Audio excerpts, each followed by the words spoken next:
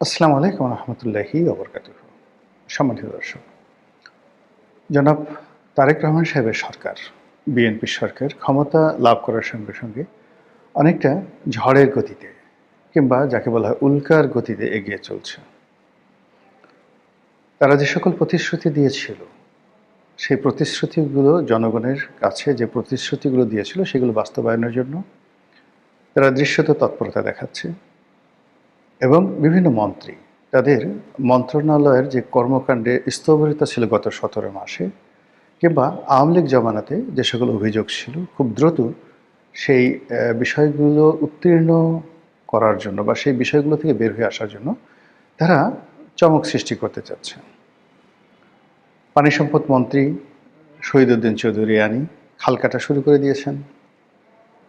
তথ্যমন্ত্রী যিনি আছেন জনাব জহিরুদ্দিন স্বপন, তিনি প্রেস ক্লাবে আসছেন, সংবাদপত্র সাংবাদিকদের সঙ্গে দহরম মহরম সম্পর্ক গড়ে তুলছেন এবং সাংবাদিকদের জন্য সচিবালয় রীতিমতো উন্মুক্ত করে দিয়েছেন।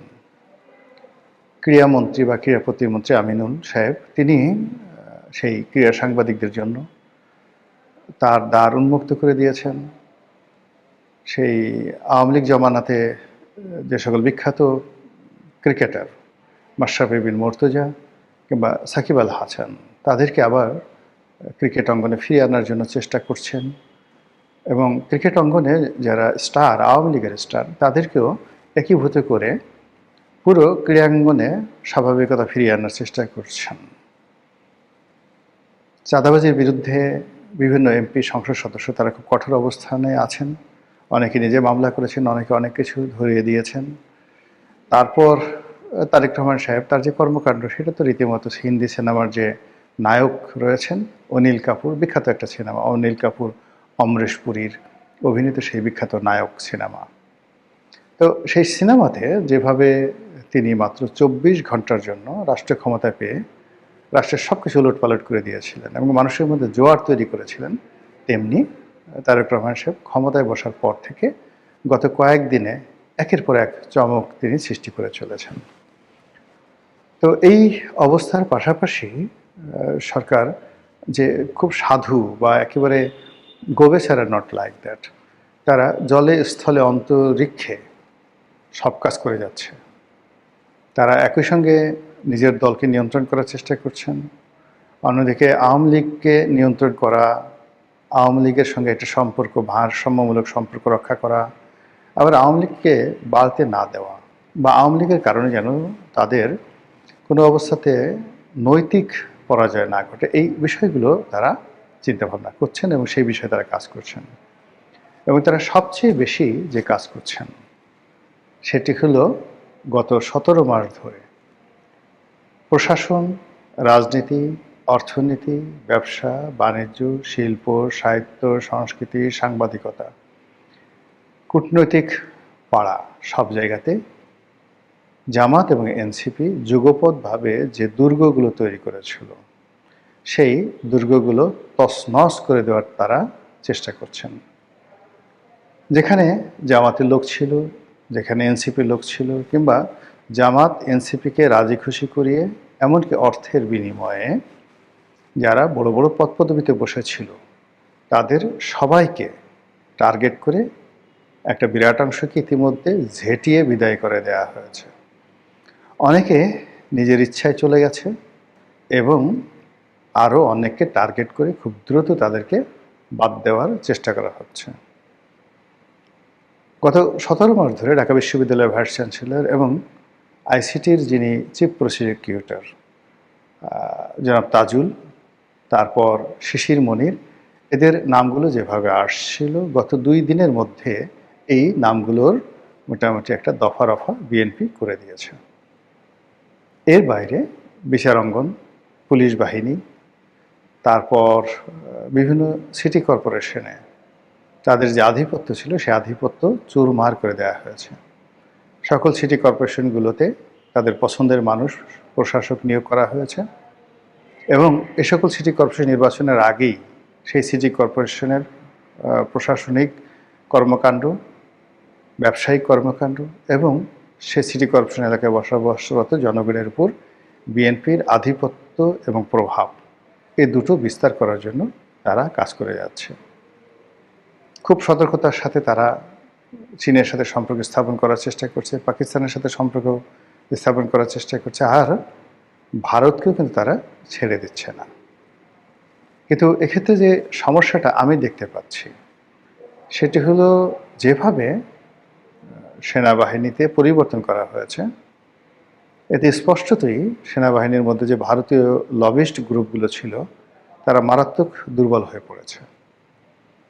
তো ভারতের সাথে যদি বিএনপির সম্পর্ক হয়ও, সেই সম্পর্ক দিয়ে ভারত অতীতে আওয়ামী লীগের উপর যে প্রভাব বিস্তার করতে পেরেছে বা আওয়ামী লীগকে দিয়ে যে কাজগুলো করাতে পেরেছে সেই কাজগুলো তাদের পক্ষে করানো সম্ভব হবে না। এটাই রূঢ় বাস্তবতা। অন্যদিকে এই যে সেনাবাহিনীতে পরিবর্তন, পুলিশ বাহিনীতে পরিবর্তন এবং আন্তর্জাতিক অঙ্গনে পাকিস্তানের সঙ্গে চীনের সাথে যে সম্পর্ক স্থাপনের যে তোড়জোড় চলছে, তার প্রেক্ষিতে আমলাতন্ত্রের মধ্যে এই দুটো দেশের প্রতি দুর্বলতা প্রদর্শন করার জন্য বহু আমলা 10 পায়ে দাঁড়িয়ে আছে। ইতিমধ্যে আপনারা দেখেছেন যে চীনের রাষ্ট্রদূত জনাব তারেক রহমান সাহেবের সঙ্গে দেখা করেছেন। পাকিস্তান জাতীয়ভাবে সিদ্ধান্ত নিচ্ছে যে তাদের যে সবচেয়ে বড় জাতীয় অনুষ্ঠান, আমাদের দেশে যেমন 16ই ডিসেম্বর, তদ্রূপ তাদের দেশে যে সবচেয়ে বড় জাতীয় দিবস, অর্থাৎ যে তারিখে শেরেবাংলা একে ফজলুল হক লাহোর প্রস্তাব উত্থাপন করেছিলেন, সেই তারিখটিকে তারা উদযাপন করে তাদের জাতীয় উৎসব হিসেবে। এর কারণ হলো লাহোর প্রস্তাবের মাধ্যমে পাকিস্তান রাষ্ট্রের পতন হয়েছিল। তো এই দিবসটি উদযাপন করা হয় জাতীয়ভাবে, সামরিকভাবে এবং নানা যাকে বলা হয় পাবলিক অ্যান্ড প্রাইভেট যে এন্টারপ্রেনার যারা রয়েছেন তাদের উদ্যোগে। পুরো পাকিস্তানের এটিকে নওরোজ হিসাবে, মানে নববর্ষের যে একটা আনন্দ, আমাদের পহেলা বৈশাখের যে একটা সার্বজনীন আনন্দ, এরকম রাষ্ট্রীয় আনন্দ হিসাবে সেই দিবসটিকে পালন করা হয়। এবং আশ্চর্য ব্যাপার হলো, এবারে এই দিবসটিতে উজিরে আজম যিনি রয়েছেন পাকিস্তানের, তিনি সেনাপ্রধান যিনি রয়েছেন, তিনি, রাজনৈতিক দলগুলো সবাই ঐক্যবদ্ধভাবে আমাদের উজিরে আজম জনাব তারেক রহমান সাহেবকে সেখানে আমন্ত্রণ জানানোর জন্য মোটামুটি নীতিগত সিদ্ধান্ত নিয়েছেন। তাই যদি হয় সেটা আমাদের জন্য একদিকে ভালো, যে এই লবির মাধ্যমে আমরা চীনের সাথে ভালো সম্পর্ক স্থাপন করতে পারবো, আর সৌদি আরব, পাকিস্তান, আমেরিকার সঙ্গে একটা বলয় গড়ে উঠবে। ভারত রাগ হবে কিন্তু কিছু করতে পারবে না। এখন তারেক রহমান সাহেব যাবেন কি যাবেন না, বা এই আমন্ত্রণ যদি আবার গ্রহণ না করেন, সেটাও কিন্তু তার জন্য ঝামেলা হয়ে যাবে। তো সব মিলিয়ে বঙ্গবন্ধু একবার কিন্তু এরকম বিপদে পড়েছিলেন। যখন ওআইসির সম্মেলন শুরু হলো স্বাধীনতার পর, বঙ্গবন্ধু চাইলেন যে তিনি সেখানে যাবেন, ভারত বলল যে না, তুমি যেতে পারবে না। এটা বঙ্গবন্ধুর জন্য খুব অসম্মানজনক ছিল। তো তিনি সঙ্গে সঙ্গে জুলফিকার আলী ভুট্টোকে বললেন যে ভুট্টোকে তিনি তুমি করে বলতেন, তো ভুট্টো তুমি আমাকে স্বীকৃতি দাও তাড়াতাড়ি, আমি পাকিস্তান আসবো। That was the relationship of a leader. তিনি বললেন যে নুসরাত কেমন আছে, মানে জুলফিকার আলী ভুট্টোর ওয়াইফ, নুসরাত কেমন আছে, বেনজির কেমন আছে, আমি আসবো, ওআইসিতে অংশগ্রহণ করব, তুমি আমাকে তাড়াতাড়ি স্বীকৃতি দাও। সেভাবে তাকে স্বীকৃতি দেওয়া হলো, তিনি ওআইসিতে গেলেন। এই যে ভারতের সাথে সম্পর্ক নষ্ট হলো, যার জন্য তার জীবন দিতে হয়েছিল। তো সেই জমানা কিন্তু এখন আর নেই। কিন্তু এখন জনাব তারেক রহমান সাহেব যদি ভারতকে ভয় পান, আবার আমেরিকাকেও ভয় পান, পাকিস্তানের সঙ্গে সম্পর্কে এক পা এগোতে চান, তাহলে তিনি সব কুল হারাবেন। তার কাছে দুটো অপশন। একটা অপশন হলো যে আওয়ামী লীগকে নিয়ে মিলেমিশে রাজনীতি করবেন ভারতের সাহায্য সহযোগিতা নিয়ে, এটা তার টপ প্রায়োরিটি। আর এই টপ প্রায়োরিটি করতে গিয়ে অন্যান্য যে শক্তিগুলো রয়েছে, আন্তর্জাতিক শক্তি আছে, তাদের সঙ্গে একটা জাস্ট সহনশীল সম্পর্ক রাখবেন। আর দ্বিতীয়ত হলো যে তিনি বর্তমানে যারা বিরোধী দল আছে, জামাত, তাদেরকে পরিপূর্ণভাবে তিনি মদত দিবেন জামাতকে শক্তিশালী করার জন্য, আওয়ামী লীগের বিকল্প শক্তি হিসেবে গড়ে তোলার জন্য, এবং একটা রিয়েল অপোজিশন পার্টি হিসেবে তার যে সকল সুযোগ সুবিধা দরকার রাষ্ট্রের পক্ষ থেকে, সেই সুযোগ সুবিধা দিয়ে জামাতকে এতটা বিরোধ করে তুলবেন যে জামাতের অ্যাক্টিভিটিস দেখে লোকজন মনে করবে যে বাংলাদেশে এরা সত্যিকার বিরোধী দল, এখানে আওয়ামী লীগ দরকার নেই, আওয়ামী লীগের প্রয়োজনীয়তা নেই। এটা করবেন। আর পাকিস্তানের সাথে কৌশলগত সম্পর্ক করবেন, চীনের সঙ্গে কৌশলগত সম্পর্ক করবেন, আর আমেরিকার ডোনাল্ড ট্রাম্পের সঙ্গে কৌশলগত সম্পর্ক করবেন। আর এই ধারাবাহিকতায় কাতার, সংযুক্ত আরব আমিরাত এবং সৌদি আরব, এই রাষ্ট্রগুলোর সঙ্গে তার একটা ভালো সম্পর্ক হবে। এবং দ্বিতীয় ফেজে গিয়ে ইরান থাকবে, কিন্তু চীনের মাধ্যমে, আর তুরস্কর সাথে তার একটা আলাদা সম্পর্ক গড়ে উঠবে। এই দুটো পন্থা ছাড়া তারেক রহমান সাহেবের আর কোনো বিকল্প নেই। আর এই কাজগুলো তাকে করতে হবে কিন্তু ঝড়ের মতো।